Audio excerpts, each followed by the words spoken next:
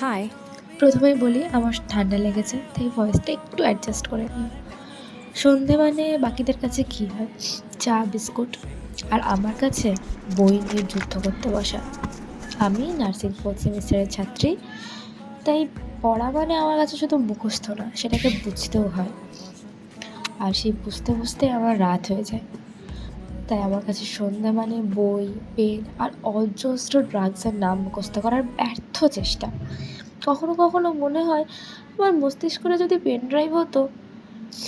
Pharmacology তো এমন একটা যেন শুনলেই মনে হয়, মানে ড্রাগের নামগুলো শুনলেই মনে হয় যে আমি নিজেই পেশেন্ট হয়ে যাচ্ছি। কিন্তু জানো, এই পড়াগুলোই একদিন আমাকে রোগীর পাশে দাঁড়ানোর যোগ্য করে তুলবে। আর সেই ভেবেই নিজেকে সাহস দিয়ে চলেছি আর কি। তাই সন্ধ্যাবেলা আমার কাছে একটা স্বপ্নকে গড়ে তোলার সময়।